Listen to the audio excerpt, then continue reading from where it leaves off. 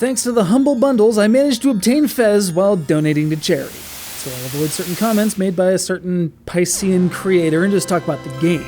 FEZ set the world on fire, or maybe just spinning, and I was kind of shocked that we hadn't covered it here in the Under Lava Palace of Mirth. So let me set this straight. FEZ welds together certain nodes in the platformer and puzzle clusters and presents the resultant jangling automaton with enough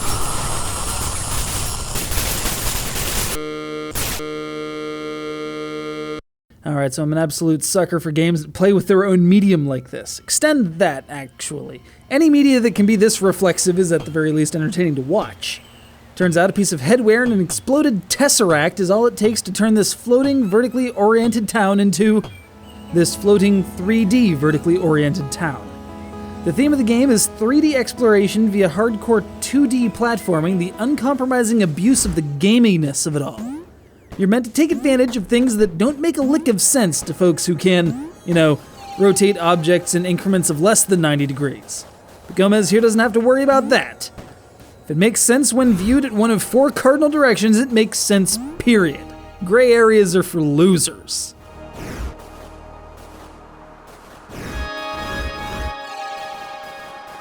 Goal is to collect the 32 cubes that comprise the hexahedron, read cube, and by thus reuniting it, bring peace back to the dimensions. But then there's anti-cubes to collect after that for extra super intense difficulty. Do you have the headgear to handle it? Unless you're a Shriner, the Doctor, or Morocco Mole, the answer is no, my friend. Fortunately, your journey of futility will be clad in ridiculously detailed pixel art, and I mean ridiculously detailed, along with a soundtrack that basically took my entire childhood, stuck it in a blender with a dash of Chopin, always welcome, hit the puree button and garnish the resultant mixture with blips and a wedge of lime. Delicious. Control-wise, you never really need more than just jump and lift buttons. Gomez handles the rest, like climbing, grabbing ledges, and even shuffling along them before hoisting himself up. Some classy Legend of Zelda tier stuff there.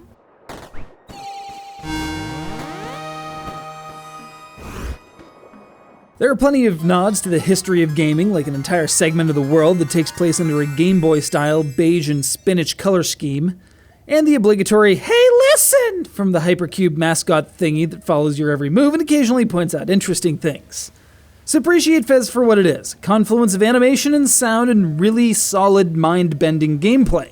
Almost like Super Paper Mario taken to its logical, or illogical conclusion. Man, it kind of makes you wish there was a sequel in the works, doesn't it?